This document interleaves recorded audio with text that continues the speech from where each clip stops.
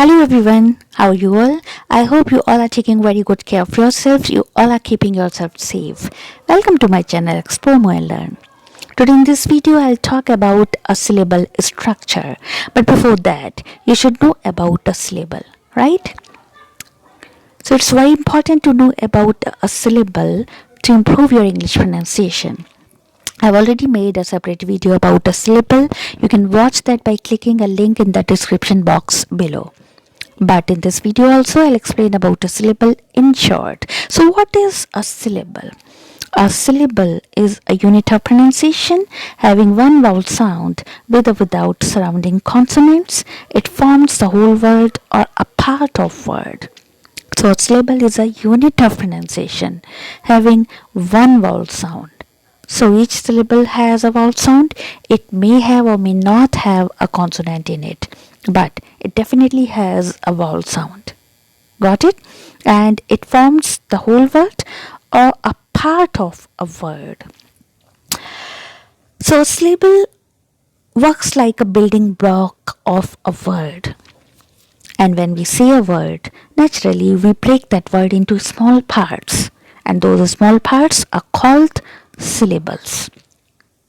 I'll explain these points with examples.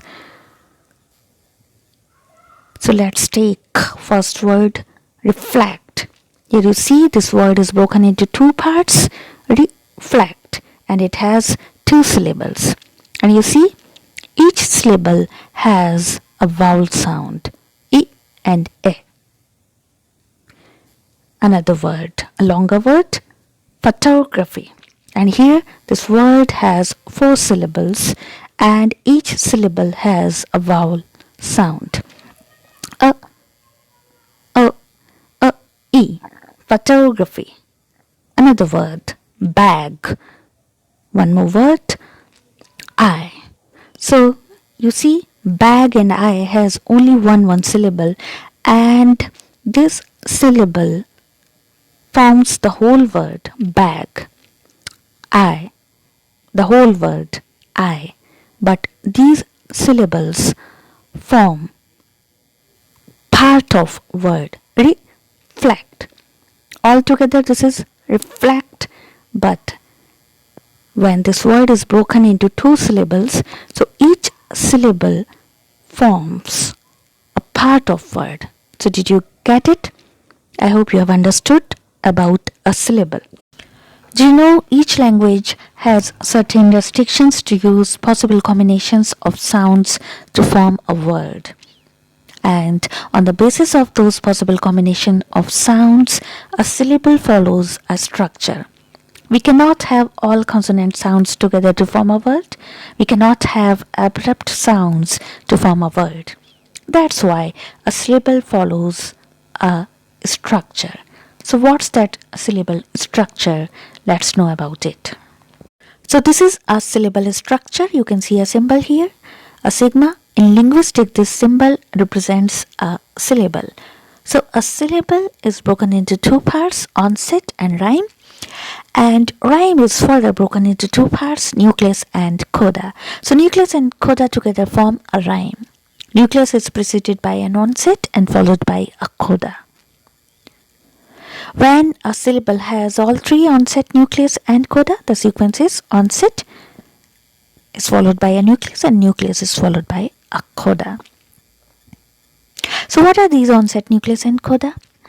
Onset and coda are represented by a consonant or a consonant cluster. A nucleus is represented by a vowel. You'll understand them better with examples. Let's take a word, pen. First you transcribe this word and we'll have three sounds, p, I and n. So pen has only one syllable.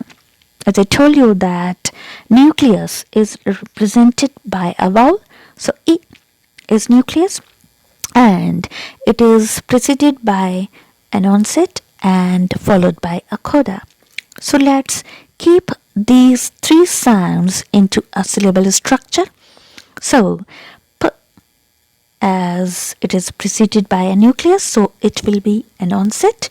I will be a nucleus and N will be a coda, as it is followed by a nucleus.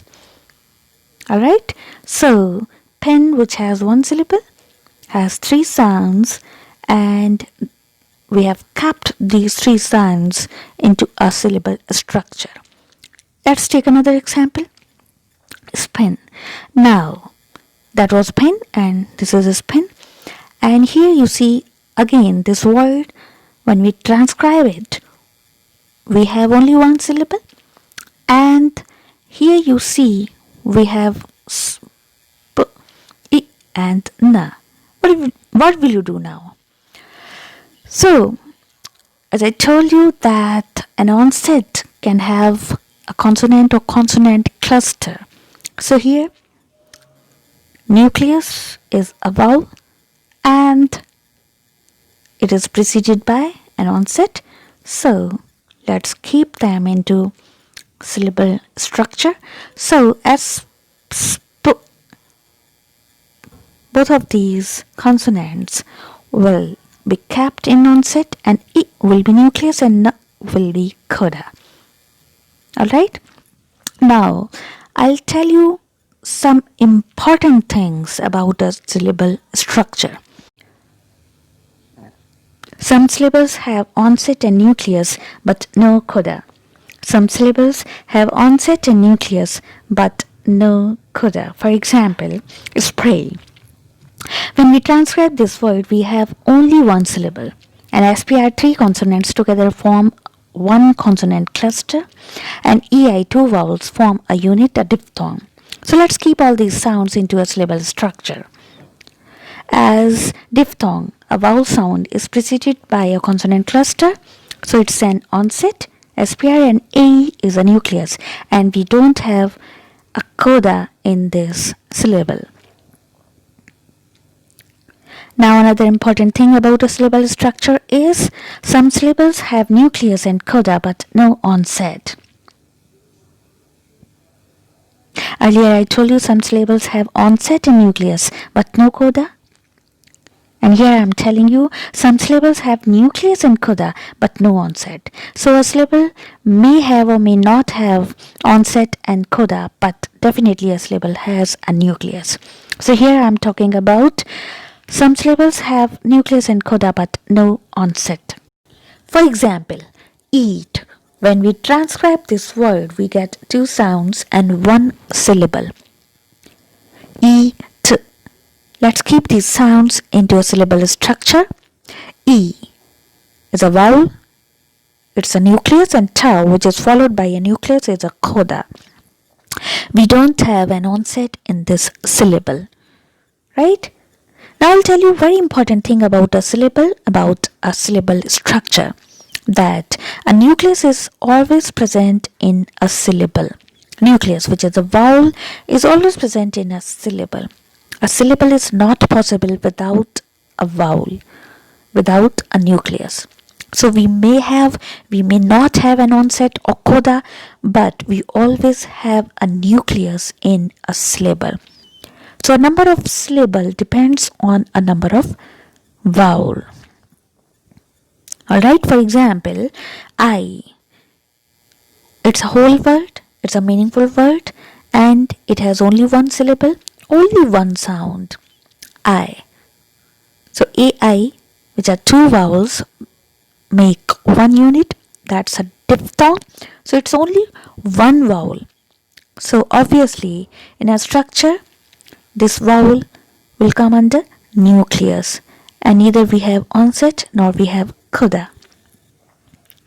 So nucleus is there in this word. So we have such kind of words which have only nucleus.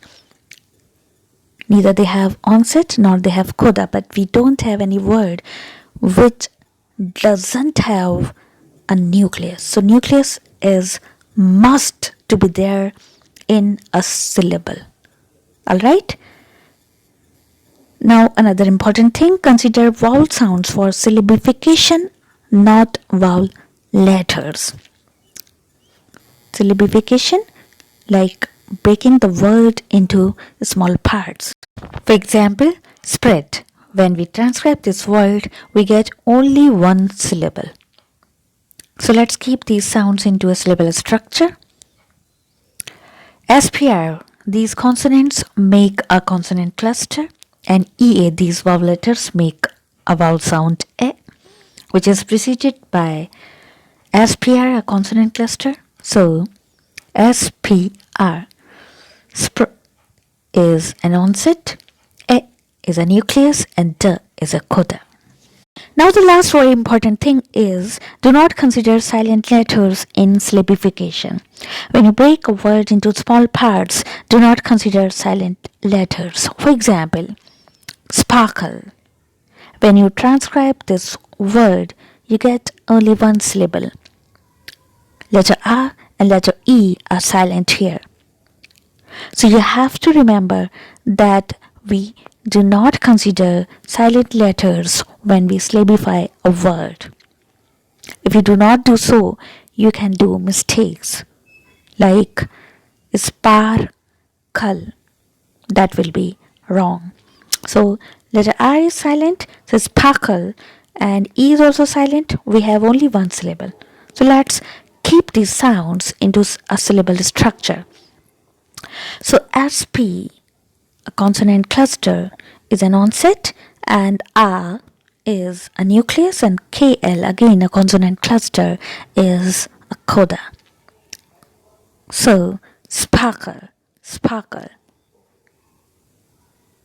I hope you have understood well about a syllable structure. If you like this video, then please press like, and you can share this video with your friends, with your family members. And if you have not subscribed this channel yet, then please subscribe it by pressing subscribe button below. You can read my blog posts by clicking explore more and learn.com. Very soon I'll bring another video tutorial. Till then, take care. Bye bye.